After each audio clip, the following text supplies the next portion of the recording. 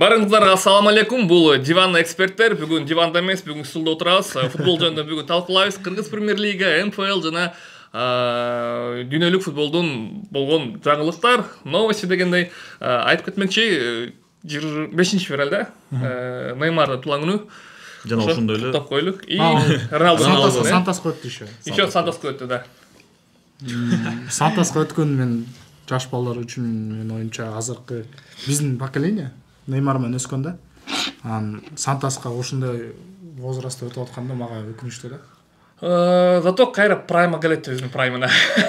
Кайра Сантастын деңгээли үчүн ал праймда. Да, кайра эме ондай формада болот да. Жа ал барганда деле ал көбүнчө источниктер эме деп атат да. Ал оюн үчүн эмес, жаңы реклама. Жок, реклама эмес, да, пиар дагы эмес. Ал эме атасы Сантастын директору болуп, то есть номинально игрок.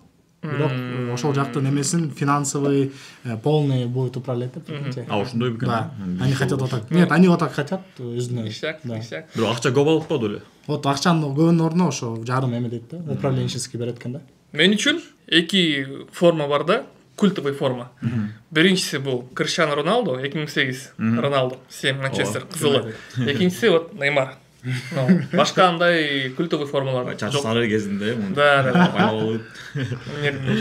Ошо ошону жактап. Башка культовый форма мен үчүн жок. Силерге билбейм кандай. Силерге кандай эгер бар болсо, балки Месси болушу мүмкүн, балки дагы бирөө. Месси, конечно.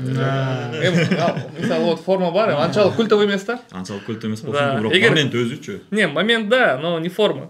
Просто магазинге келип сурайт да, именно Неймардыкы барбы же Роналдукы барбы 2008 жылкы деп. Месси деп келбейт. Месси деп баз келет. Бирок чын эле мындай карасаң культовый форма Мессиники жок экен, чын. Мессиники жок. Баары эле культовый да просто.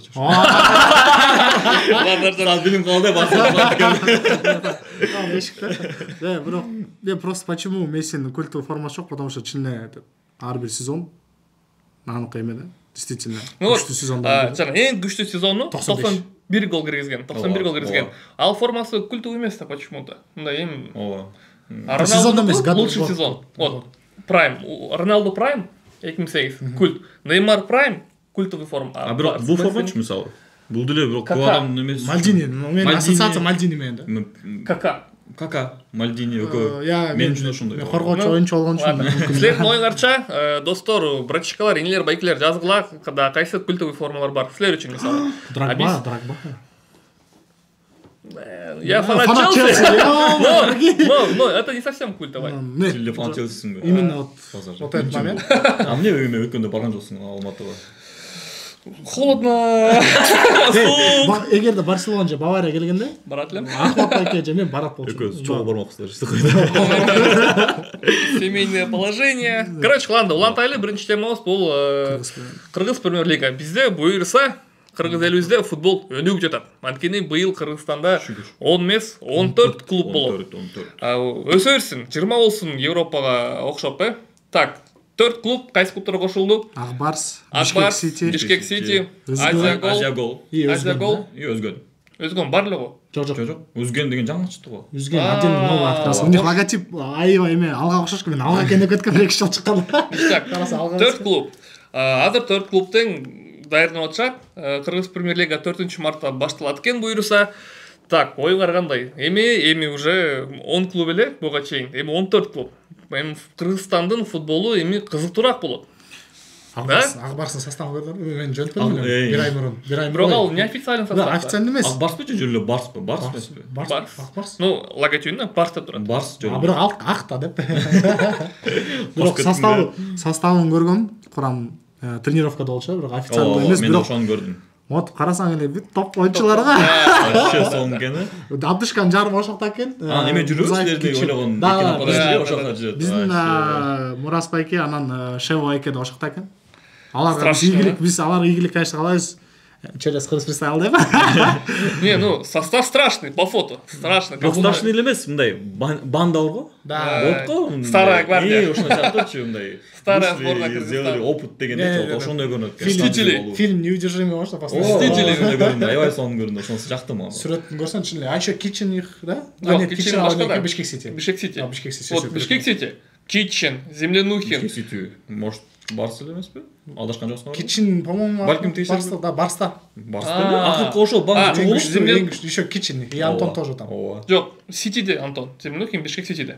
Тренировка Жок, болуп Бишкек жүрөт. Сити, ал Бишкек Сити. Барска Кичин келди. Тренер Кристиан как өттү? Барс тоже. Ооба. Барста. Ооба. Не, ну страшно. Вот это теперь интрига, да? Вот тажрыйба, опыт. Вот уже поинтереснее будет. Интересно. Эң бир аз өкүнүчтүү моменти бар. Мен карап чыктым да, эме инстаграмдарын. Бишкек Сити жакшы алып барып атат инстаграмын. Өзгөн жак каршы. Өзгөн жакшы алып барып атат, сүрөт, контент кылып. Вот Барс дегенде бир аз жок экен контент. Бирок Барс деген контент жок болгону менен мен кече магистральмен өтүп баратканда, бар го LED экрандар. Ошолорду аябай сонуна реклама кылып коюптур. Мондай ар бирине Б, А, Р, С депчи. Ошону жазып, логосун коюптур. На эмесин жазып тур, но телефон номерине. Үстүнө чоң Б, А, Р, С деп ар бирине. Рекламанын анда Instagram чөйрөсүн эмес, башка жака направление болсо. Ошондой кылып атабы же балким алар пока билбейт да ошол. Может, если Instagram эме керек болсо, вот байкаласыңар да. Барстын эмесин лицо салып атасыз. Реально, эгер силерге какой-то бир медиа движ керек болсо, анда да, кайрылып бергиле. Вот биякта МФЛдын директору, биякта просто директор деле. Биякта кечип келген директор отурат. Так, ну вообще, медиа тармак футбол эми стадиондо эле түгөнүп калбайт да. Стадион сырткары дагы иштеш керек да футболдо. Особенно Кыргызстан бизде эми өнүгүп келатканда биз азыр көп бүт нерсе алсырап, бирок эме кылып келатабыз. Вот стадиондор, мощный стадиондор курулат. Вообще ништяк, блин, кайфую, да, вот просто бизде ушундай стадион бар деген эле уже мурашки да. Жанагы СДФМ эле келгенде деле таң калдык оюнчулар, канча алар TikTok тартып жүрөт го. Уже вот стадион салып коюшту Мурасов деп. Уже Казакстандан келип сбор өткөрүп атышат. Бирок Мурасов бул стадион эмес да, биринчиден чегер. Просто база. Бул база. Ал жакка баягы жанында стадион келгенге, ошондой жерге в порядке келип кетпеди ошо. Жок, стадион жанында орда. Талант курулуп атат, тоже кичине именно мини стадион. 5 күнгөйдө и алдында тренировочный эмеси. 35 миңдик стадион буюрса курулуп атат. 45 миңдик. 45 миңдик, кечиресиз, 45 миңдик. Трудовые резервде эски полер болчу. Американцар тоже трибуна кылып да. Мен бая күнү барып келгем, мен вообще таанаган жокмун ал жак такыр эле өзгөрүп кеттир. Анан Көкжардагы Алмедин эме КФУнун стадионучу. Там огромная Көкжар, когда и там этот матчи, там очень ярко. Көкжар жап-жарык го. Ондай эле свет. Ну, ништяк же. Да, классно, очень классно. Ништяк. Мен эгер бир эстеп кетсем, бир кошулуп кетейин. Талантта мен иштегем. Мен детский тренеримин да, негизи. Мурда болчумун. Анан талантта бир аз иштеп кеткем. Ошол кезде 5 күнгөйдө жөлү мындай жер болчу, ошол жер агырат. Жөлү ылай, жамгыр жауып кетсе ылай, вообще ойноо болбойт. Анан айла жоктон жанына берирээк ылдыйраак түшкөндө Супаранын каршы жагында, берки бетинде, жолдун берки бетинде жөлү эле баягы коробка бар. Газонч, кичинекей. Ошол жерге айла жок ушен тренировка болчу. Бирок азыр өткөндө өтүп баратып, 5 уже да, стеклянный эмелер уже уровень, билбейм мындай. Суктанып кеттим силер. Бизден футболдун ассоциациясы өзгөргөндөн кийин сразу өзгөргөн да. Өзгөрүүлөр көп. Футболду сүйгөн киши келген үчүн ошон үчүн жакшы болду да. Өзү ойнойт, өзү жакшы көрөт, турнирлерде ойнойт анан. Баары айтып эле, кылса болот экен да көрсө. Болот экен, бир жылда эле. Бир жылда. Эме кылса болду. Бир жылдан өттү, бирок ошондо да деңгээлди карасаңар. Бир, вот, буюрса, ништяк, эме стадиондор, жаңы заманбап стадиондор курулуп атат. Сүйүнөбүз, жыргайбыз, вообще кайф. Эми ушундай стадиондо ойноп анан кийин трансляция баягындай эле 360p болгон мындай эми уят да. Уят эмес эми. Не то да, мындай повтор жок, анан эме мындай эми игрокту көрө албайсың. Көрөйүн десең, мындай увеличить кылсаң, там уже пиксель ойын бар го. Беди төрпүштүк го. Майнкрафт болуп калды. Ошол үчүн эми суранат элем биздин чоңдорубуздан, байкелерибизден эми ништяк бир аппаратура алып койсуңар, эме кылган, трансляция кылган, чтобы европейский, баягы передний аппаратура как в Европе, как европейский болбосо деле 2-3 камера болсо, 2-3 планданчы, ато жок, ал башка камера да, ал вообще башка камера. Ошол камерадан где-то бир 4-5 алып койсо, деңгээли да, өзүнүн сапаты бийигирээк камера болсо деп атасызбы? Ошондой сапат качественный, чтобы, дальний фокустарды алып. Потому что ал контент бар, ал футбол ойнойт. Ал тарткандарды уже потом кетире бересиңер да, гол-мол, анан уже баягындай мировой пабликтерге чыгып, ошондо медиа жактан көтөрүлүп, атуыз чыгат да. Мен мурунку жылы Арген менен болчумун. Бизде клуб бар эмес, PlayStation. Дордой менен алга ойнотсо керек эле. Биз атайын, короче, Талдайга телевизор тамак самак алабыз. Пицца заказ кылабыз и отурабыз, съемка көрөт. Дордой менен алга я точно помню. Трансляцияны күйгүзсөк, ой, блин, эчтеке көрүнбөйт го. Вообще пиксель, да, действительно пиксель, камеры ужасные. И вроде матч хороший, интересный, но вот обязательно барышың керек та ошол матчты көрүш үчүнчү. А через телевизор көрөсүң, это ужасно. Трансляция ужасная. Чында биз баягы Майнкрафтте бир аз күлүп атабыз, бирок мындай. Это серьезно келгенде, серьезно эле айтканда, мында чынында ошол мындай көйгөй бар. Ал көйгөйдү буйрсаң болот деп ойлойм. Эми ушунун баарын кургандан кийин аны көрсөтпөй койсоң баягы грех го, айтамычы. Мисалы, эме бир футболист нифига киргизди да, центр поля через себя, анан трансляциядан мен гана көрөйүн десем, жок да. Общий планда эле. Там кичинекей через себя, оп, пробил гол и все, ошону эле киргизип коет да.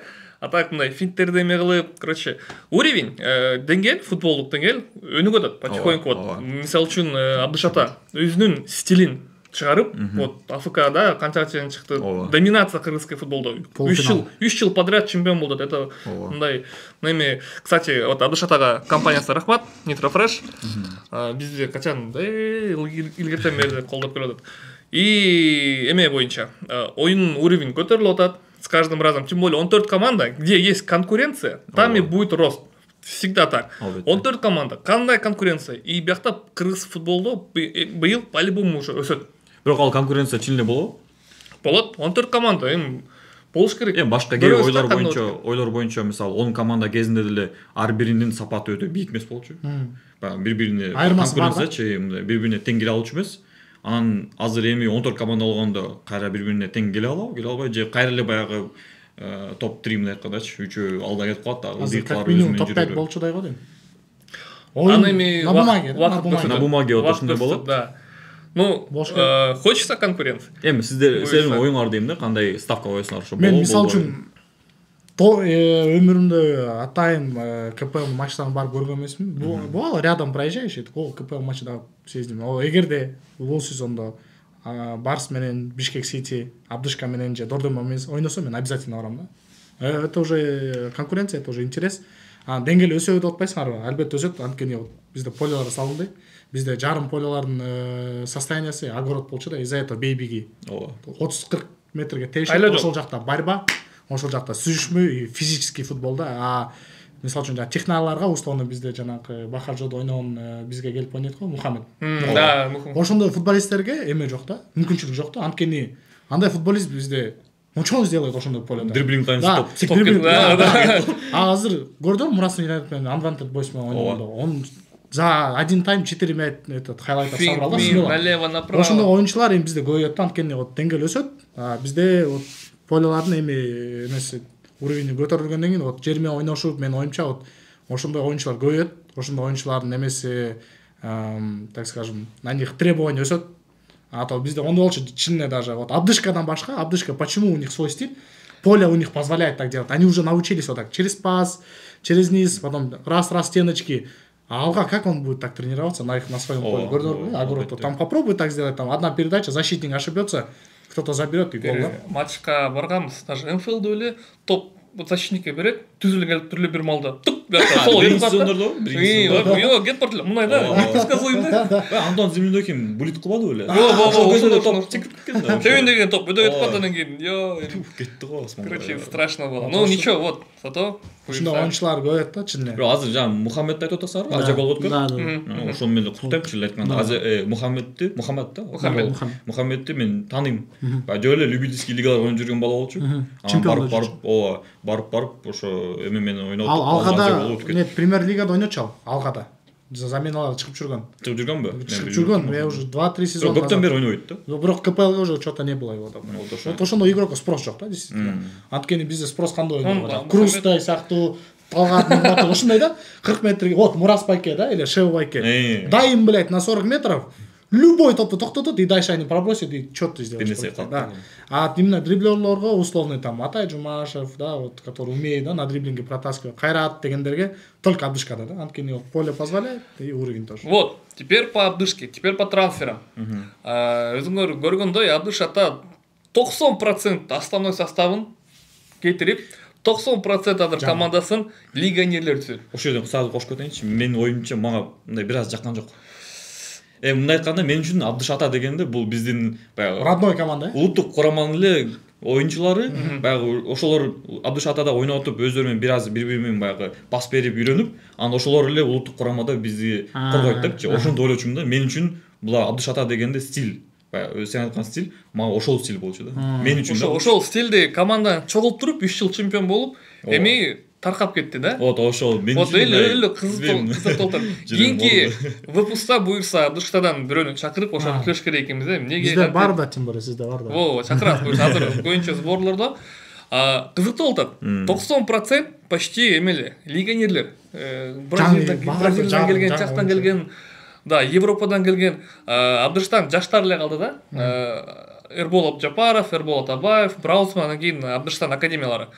Блин, эми там 90% эме иностранцы, как они ойнойт кыргыздар биздин командалар менен. Интересно же. Интересно. Бул жагынан интересно. Это как будто не кыргызская команда, а как будто извне команда, да? Не хант. Да, это легионерская команда болуп ойнойт да. Вот интересно теперь как будет дальше.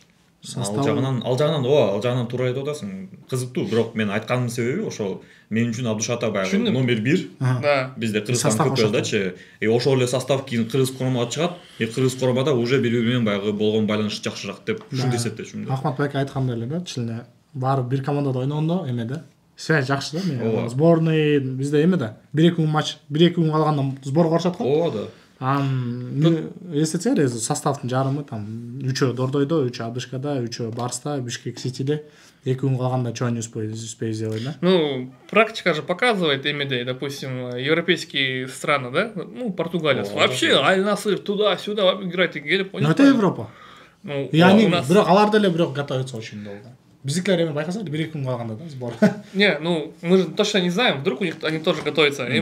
Просто интересно, почему, да? 90% чемпионский состав, чемпионский состав.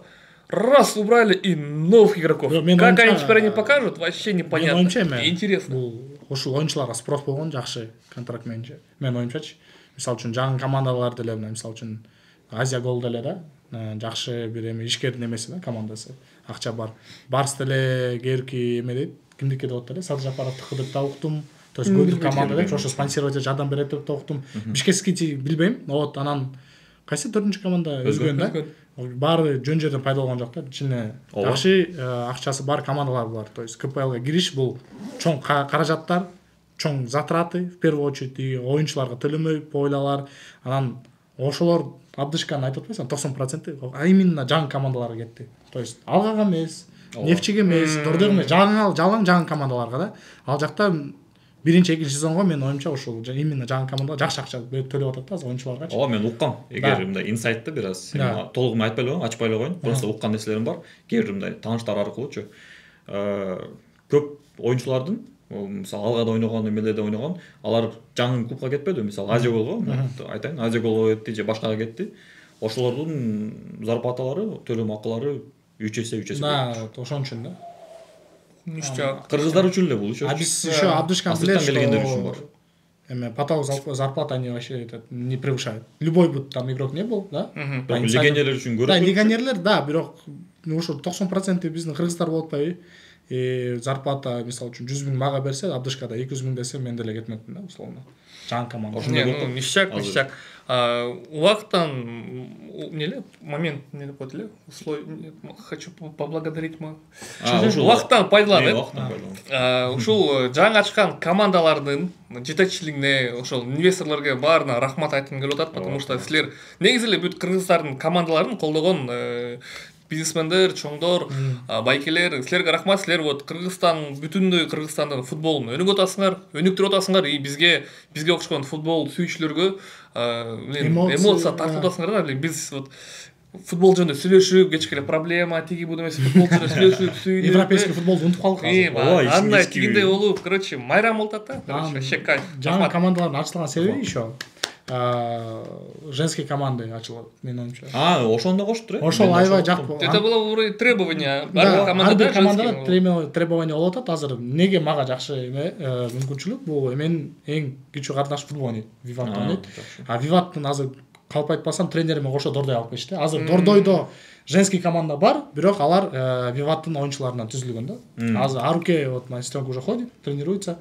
Даже фотки есть, то есть тут поле Дордойдун аянчасында, полесин уже тренировка болуп атат, и Дордойдун атынан уже следующий турнир өтөт да. Анткени женский футбол почему у нас турнирлерге биздики жакшы чыгат. Оюнчулар мындай карасаң жакшылар бар. Бирок вот футзалда Азияга чыгышты. Футзал жакшы ойнойт.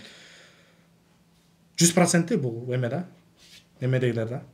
Большой футболдан келгендер. Это как Антон Шуликин футзал, это очень плохо. Это очень футзалга отдельно команда болуш керек. Футзалга отдельно команда болуш керек. Ошон үчүн мен да Айжан Боронбековна сөйлөшкөм. Говорю, почему у вас состав из большого, там на воротах стоит человек, который на большом стоит Акылайч.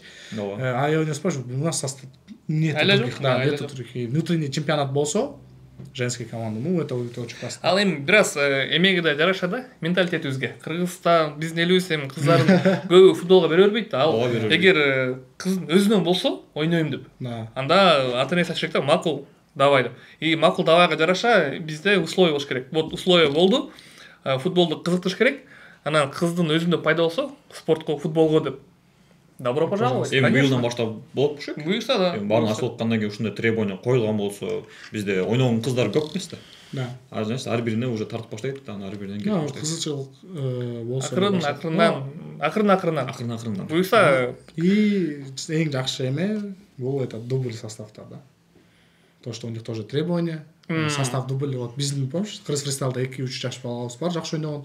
Арсен Чимаз калп айтпасаң либо Бишкек Ситинин дублинда же Азия голдукунда. Точно кайсы экенин билбейм, бирок аларга деле жакшы мүмкүнчүлүк да. Дубль, э? Алар действительно жакшы ойногон балдар. Вот Чима Россиядан келген, Арсен дагы Россиядан келген. Бирок бул жака келип, эми башка команда табыш кыйын. Анан Дордойдо жүрүштү канча убакыт дубльда калп айтпасам, эми ал жака составка пробиться очень сложно. Вот буларга азыр составтары, дубльдар ачылды, алар барышты, өтүп кетишти. Жакшы мүмкүнчүлүк. Жаш балдарга это классно. Так, азыр мага Неймар чалып. Я перезвоню. Неймар, брат, аран чалам. Аскалын билип атасыңар да канчалык деңгээлде. Неймар чалса, крыша, кийин чалам деп өтүп. Я туган күнүм бөлөк кара. Так, вообще, буюрса кыргыздын футболунда өзгөрүүлөр, өдүңөр болуп атат. Буюрса бул темага дагы башка коноктор чакырып сүйлөшөбүз. Ушул жылы только кыргыз футбол сүйлөшсөк, тигине болду да, Дордой Абдышата, Дерби, Дордой бу эме Бишкек Сити, өзгөн тиги буну, короче. Ар бир жумада элестет, чогулалып, бул жумада эмне болду деп, вообще. НФЛ секирип кеттим. Кеттик, ладно, эми буюрса акырындан эмес, милим бет мындай өтүп кетти го. НФЛдычы. Жок, интересно. НФЛ, ладно. НФЛга өтөлү. Вот Ахмат, как директор организации МФЛ, у нас bizde Кыргызстанда кандай болуп атат? Канча 3 сезон өткөрдүк. 4 сезон. Негизи 4 сезон өттү. 4 сезон өттү. Media Digital болобу болбойбу? Media Digital Cup'тын биринчи сезону негизи бул жаңы идея. Кыргызстанда болгон эмес, негизи жакын өлкөдө болгон эмес деп эсептейм. Анан биз биринчи кылганыбызда, уюштурганда бул кысачык балдар утуп кеткен. Мында жок куттап кетейин.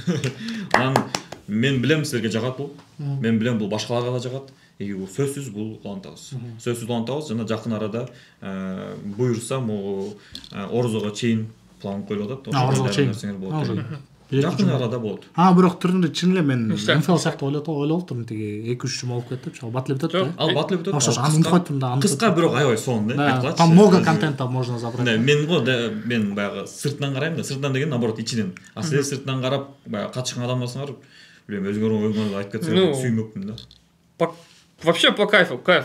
Единственное, катышкан командалар баарыбыз бирге чогулуп, эмеге шоу кылганга даяр болуш керекпиз да. Трэш шоу чтобы зрительдерди көбөйтүш керек. Да. Когда зрительдерди көбөйтүп шоу кылсаң, и силерге да, командаларга да спонсор табылат, и вот уюштуруучуларга спонсор табылат. Көрөрмандар башталат. Чогуу иштейбиз да. Көрөрмандар чогултабыз. Бирок чын эле трэш кылганды үйрөнүш керек да. А то бизде көбүнчө командалар мындай эме да.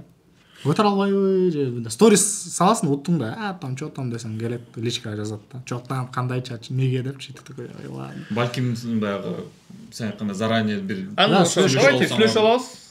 Жок, анда кайтпайлы айтпайсың. Жок, сүйлөшүп албайлы. Гес салыш керек бул жакта.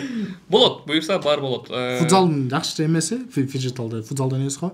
Мисалы үчүн Германдар ойногондо, Германдар чогулганда эме да. Стадион чогулганда этот мисалы үчүн 30 же 50 киши келсе деле мына как будто много да людей. Это кайф.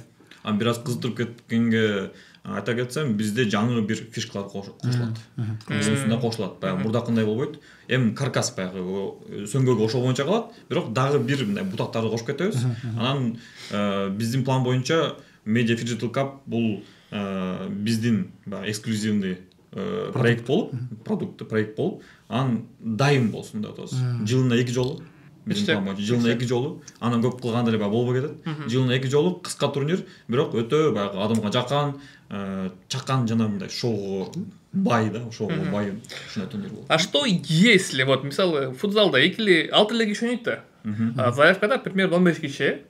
Жок, азыраак болчу. 10 киши вот заявкада. А если профиттерди алып эле только медиа болсо, потому что профитер и так они играет. Кандай вот ошолдары. Зато медикалар болуп кызыктуураак болмок да. Мен ойнойм, сырткары сырткары эмес, мындай ойноп жүргөн киши сыяктуу болупчу.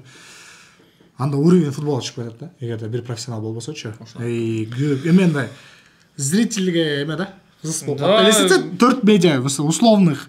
Поставь 4 меня на поле. Это эме да. Я бы не сказал, биздин медикаларыбыз жакшы эле ойнойт. Играющие все хорошо играют. Бирок анча медиканы командага чогултабы ар бир состав. Ошондо организация жактан медика эмеге кичине эме бериш керексиңер да. Жаңы келип жаткан блогерлерге дагы как медика. Бирок бичети биздин регламент боюнча мурдакысында 3 медиа болчу да полюдө. Бир профик. Бир профик болчу. Ушуну болчу эле. Илгиз Пайкеле болчу, а мы там слева Джонни, справа я и нападение Кубойка болчу да. Основной состав. Ну ладно. И там бир аз баланс кармаган эле регламент ойлойм. Негизичи. Себеби мен мисалы МФЛде иштеген менен МФЛдин баягы жаралышы Россиядан келген да. Россиядан мурдакы кезде баягы Тудоров Самкал кезинде баягы жалаң блогер ойногон кездечи уровень футбол деңгээли аябай низкий болчу да, ылдый болчу. Анан билбейм, футбол өскөн сайын кызыкчылык көтөрүлүп атпайбы? Демек бул жерге бир аз футболда бериш керек. Себеби биз футбол ойноп атабыз да, кечип футбол. Анан футбол жок болуп калса, бардыгына адам көрүшү кызык болуп кетет. 4 аза ойноп атканда эч ким келбейт да көргөндө. Мен келмекмин. Аза давай. Красавчик. Ништяк. Жакында эле топ-тим командасы Россияга барып, Казакстанга, Астанага барып, международный МФЛге катышып келиңер. Кандай болуп калды ал жагы? Даярдык. Эми капалуу. Неге ошо? Неден керек? Капалуу эле болду бардыгы. Көрсө биз баягы мурдакы эле жүрүптүбүз, баягы азыр эле ошо айтып кетпедикпи? Жалаң медиа кылсак болбойбу деген темачы.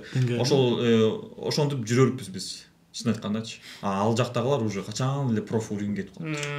Профессиональный деңгээлге кетип калды. Өзүнө в порядке келди.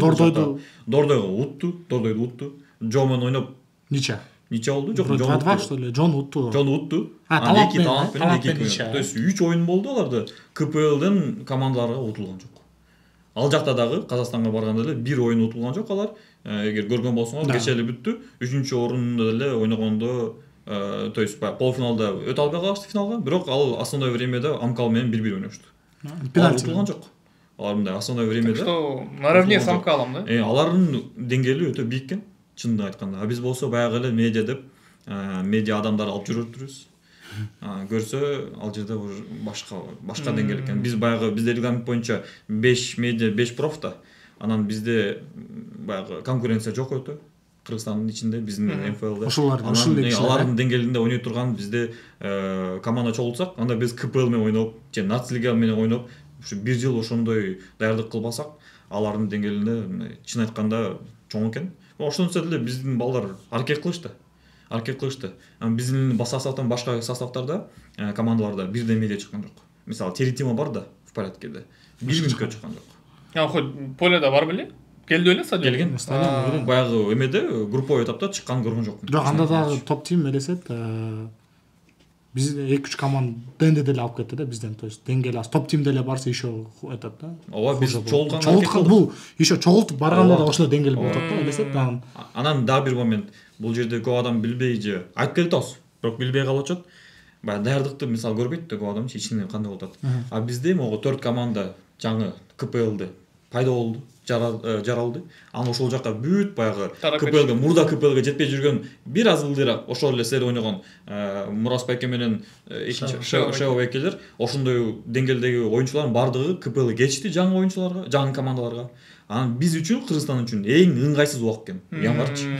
Себеби ошонун баарды сборго кетет, жаңы трансферлер менен жаңы баягы просмотр деп бизге эч ким келген жок. Биздин деңгээлде бир да проф уровеньде, КПЛ уровеньде ойногон только это да, PlayStation был, менин оюмча, анан жана правозащитниктер, Дордойдо ойноп жүргөн, талант ойноп жүргөн. Бирок ойноп жүргөн да аларчы. Азыркы учурда ойнойт. Азыркы учурда баягы просмотрго барып, же эмет жүргөн балдар эмес. Бегиш бар да КПЛде да. Болсо деле бул максимум да 2-3 игрок. PlayStation деле бывший игрок. Уже давно да.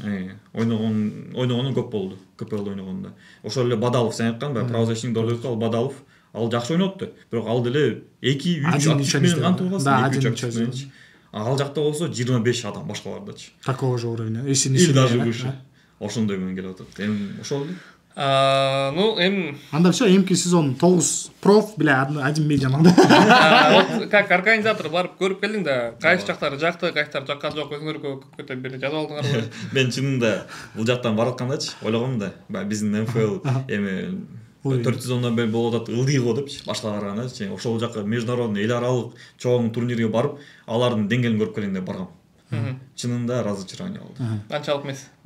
Вообще каша. Эмнеси жактан, эмнеси разочарование? Судья ошол эле мисалы, ошол эле биринчи эле очередь, биз айткан нерсе, түз эфирде картина да, сүрөт. Биз көргөн эме мындай деңгээли болуш керек.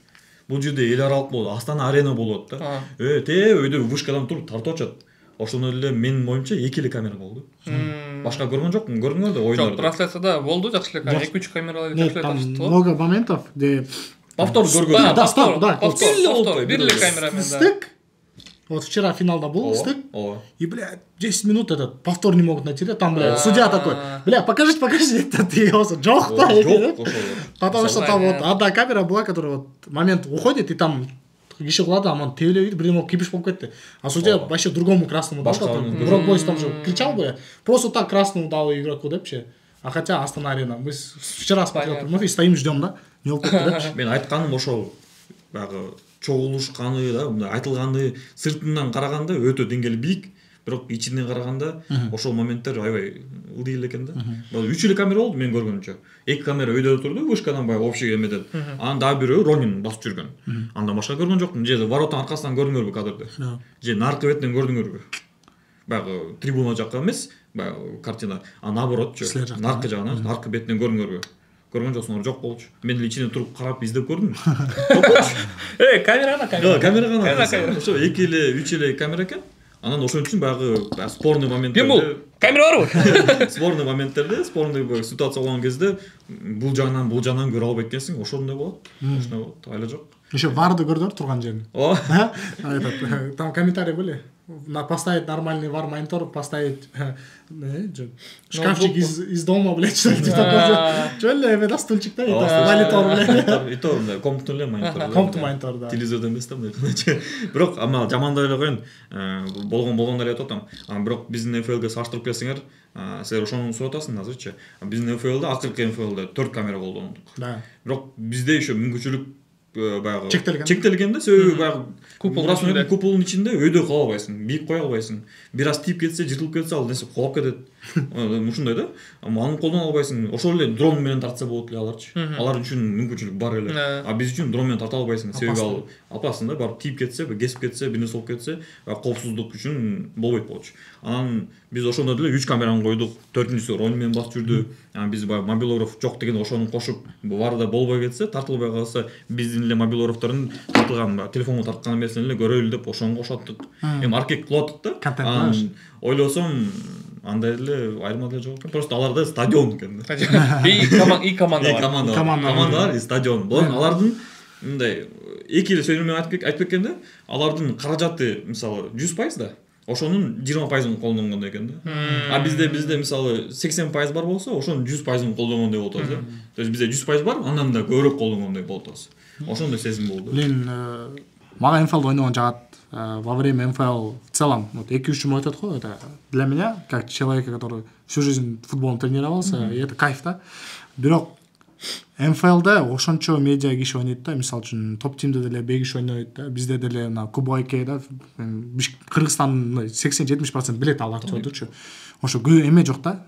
Көрмандар жок. Ошол эле мен всегда бизде Атай Байке ойнойт, аны деле баары билет, анан болельщик чогултканда деле бизде деле эмес ал эме көйгөчү. Вот Астанада деле көрдүм. Далдайга стадион 10-15% толгон. 15 деле эмес. 15 эмес, ошо толтура ашпайт да, анан 20. Ошону мен кандай кылса болот? Анткени мен вот НФЛ биринчи НФЛ ойногондо я помню, как будто Германда көбүрөөк болгон да. Особенно полуфиналдарда Иназума, топ тим ойногондо ичинде вот алганын эмеси, физкультурный эмеси, трибунасы вот жыгач болгондо деле ошол жак толгон да. Биз деле биринчи матч өнөр менен ойногондо деле ошол жакта я помню, когда вот так смотрел, гугловой, мен бул жакта карасам полный да. Полный. То есть там не было мындай бош жерлерчи. И со временем вот 4-чү сезон болду. Азайып кетти. Бирок 3-чү сезондо Дордойдо финалда эсиңерби? Көрдүңөрбү беле? Я прямой эфир смотрел, да, кишилер даже четте отурган да. Отурган, айдасы жок, батпай калыштым. Ал эмеден окшойт. Локациядан. Просто Мурас Юнайтедке барыш үчүн бир аз шаар четине да эң көп болуп калды да. Ошол эле турнирди кайра эле Алгага же эмеге Дордой кылсак, даже Дордойго эмес вот. Алганын эмеси, расположениясы мындай центр советский барганга жакшыраак.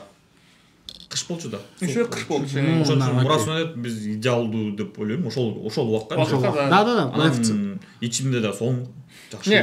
Өткөн иш так болду. Мен эме айтып атам. Неге Герман чогулткан жок. Локация өлө көп нерсе чечип болду. Ошол турнирди Алгага кылганда купол менен көбүрөөк келмек киши. Дагы бир себеби менимче бизде клубтар көп иштешпейт. Да. Медиа командалар иштешпейт. Чакырбайт, тартпайт. Өздөрү келет, ойнойт жок. Бизде мындай интересный движуха болот да, баягы интрига бербейт да. Интрига бербейт. Ошонун үчүн деп ойлойм. Мен эми лиганы карайм да. Лиганы караганда биз кантип көрмөн чакырабыз. Биз силерге, то есть командаларга мүмкүнчүлүк беребиз, алар өздөрүнүн көрмандан таш керек. Ал көрман биздин көрман эмес да. Ал командалардын көрмандары. Ошондой болот да. Ошон үчүн мен эгер эстесиңер, Жеребекке болгондо, анан чогулуштарда мен дайыма айтып келем да, ошондой иштегилечи, сонуч иштегилечи. Каждый раз айтасыңар, бирок жок да ошол эме. Эми өзгөрөт деп эсептейм. Да, надеемся. Менин оюмча, менин оюм керекпи силерге? Айтып берейин. Мейли. Эми Неймарга айтып аткандан кийин бизге айтып коебу. Мен 2 жол көрдүм да, Германдарды Герман эмес, медиа командалары кантип иштетиш керек. Биринчиси задача поставил. Бул эме отдельный бир номинация.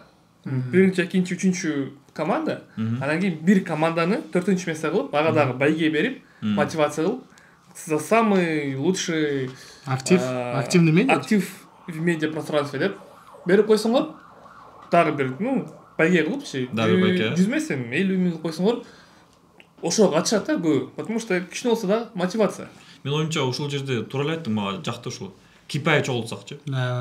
Вот, ошол. Эң көп кипай ким чогултса, анан кимге көбүрөөк көрман келсе, ошонун баарын бир чогултуруп, лучший медиа команда. Медиа жактан караганда эң жакшы деп. Эми бул өнүгүп келатат, менин бирок жакты мага ошол. Ошол идея. Экинчиси, бул идея эмес, бул менин оюм опыт керек просто. Тарых. мисалы Кыргызстандын эле командасына азыр келип калды киши, бирок мурун эле келбейт болчу да. Азыр акырынан өнүгүп атат, канча жылдан бери иштеп, анан эми көрүп чотам алга дордой Абдышкай кана барып көрөлчү деп эми МФЛга 3 жыл Ооба, жок 2 жыл. 2 жыл, бирок 4-ч турнир бир жылда. Пока көнө элек, биле элек. Потом эме мындай бар да, Европада же Россияда жаңы нерсе чыкса, хайп ал жакта болду да, алардын элинде. Биздики эмес.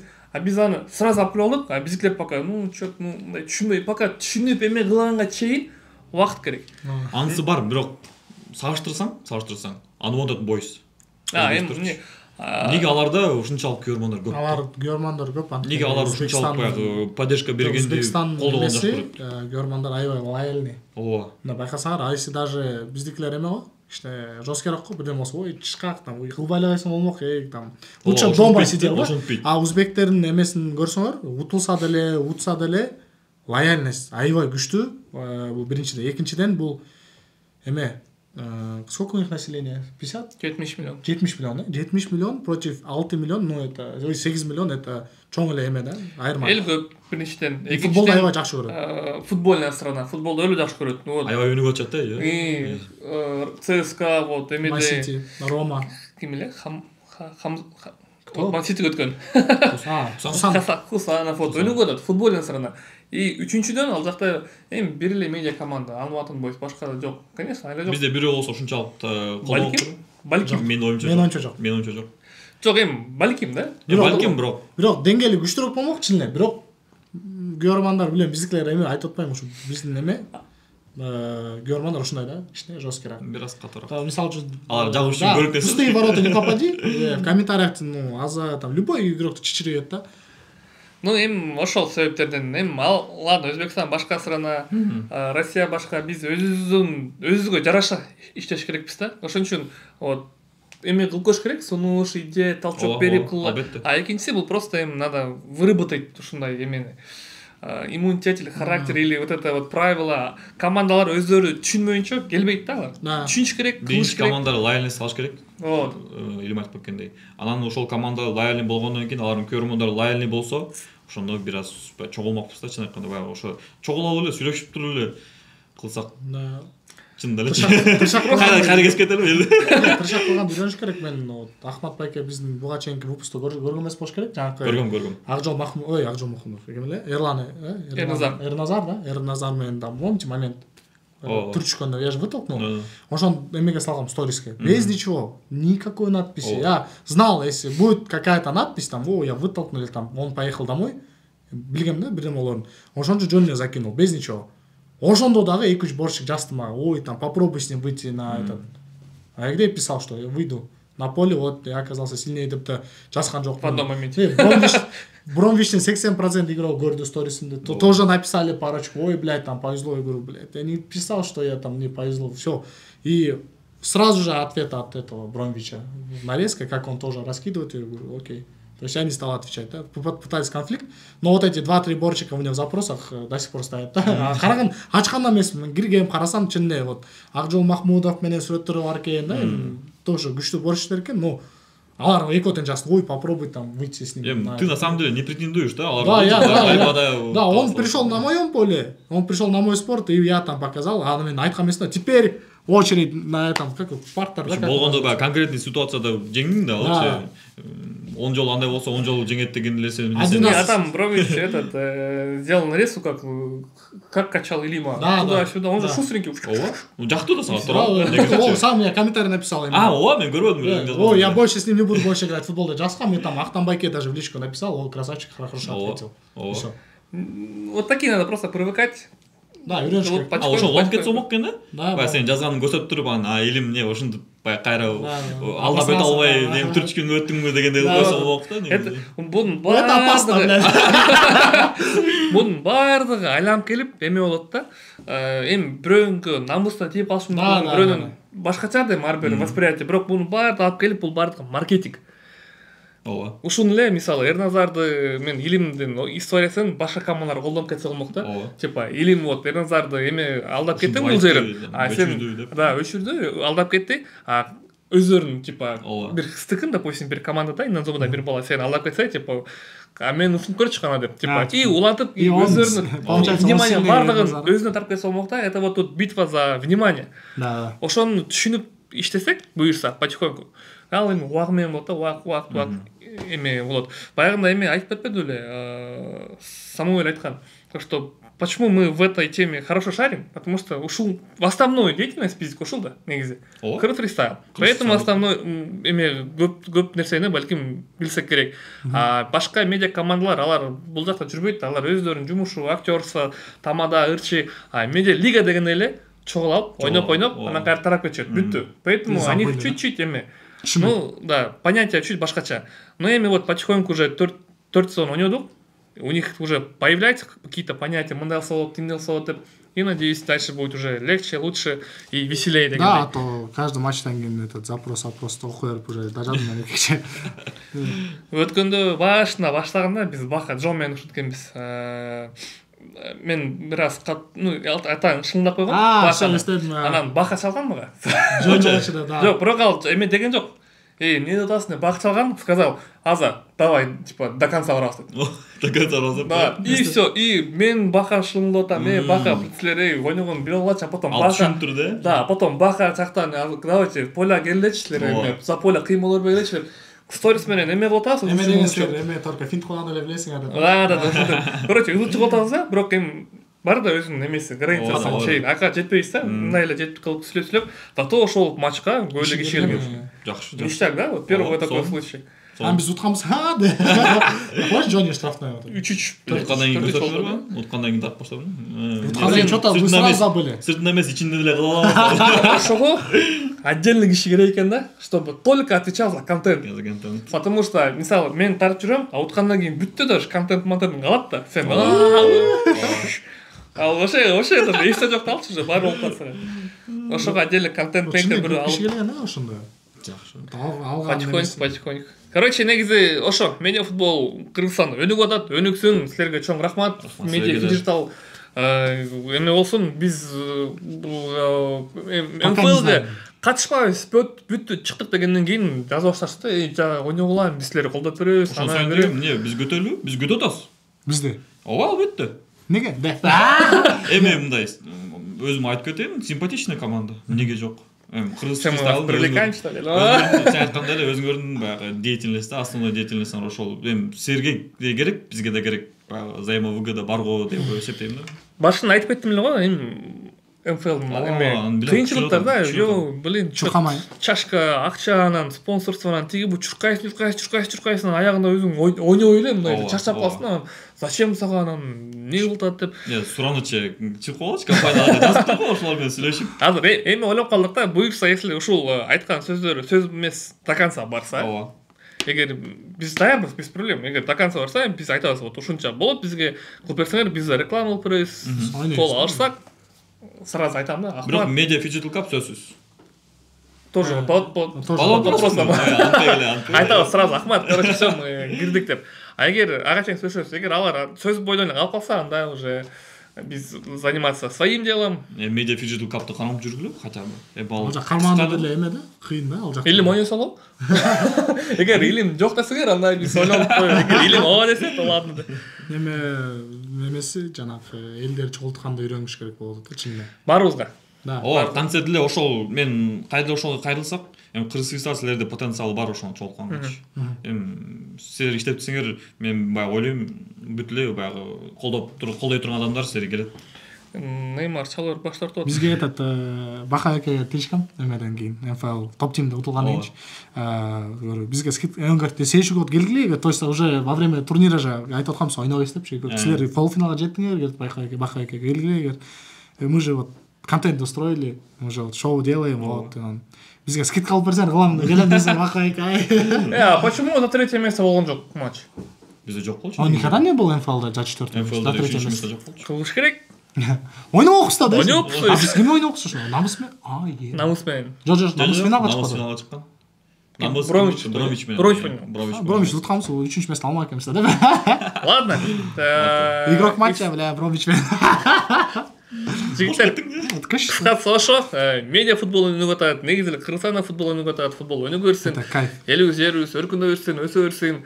Мировой футболго кичине убакыт калбай калды. Роналдо 200 миллион, новый контракт, Неймар переходит в Сантос, Сити ПСЖ, ой, Сити Реал ойнойт. Продлил контракт? Да, бир жылга, да.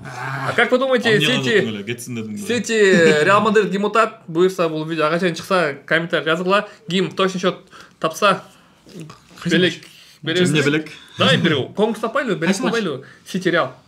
Сити Реал? Бул жакта да эме да? Ответный болот да? Ооба, ответный болот. Ответный менен 2 Жок, матч. кыргызча кылбайлыбы, кел Сити эмес. Биринчи матч. Кыргызча? Не, конкурс, любой конкурс, матч эмес, кыргызча футбол конкурс.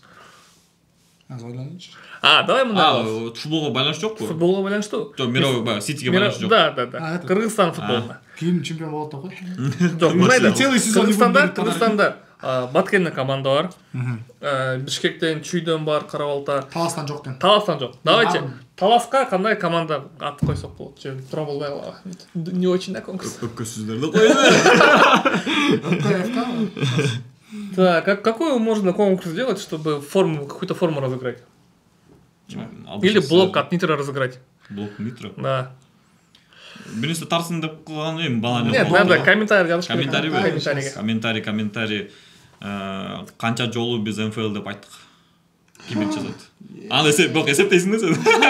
Просмотр көбөйөт. Ой. Давай башка эле. Аркет кылып коем, МФЛ деген канча жолу айтылды. Азыр эле эсептелет азыр. Ооба.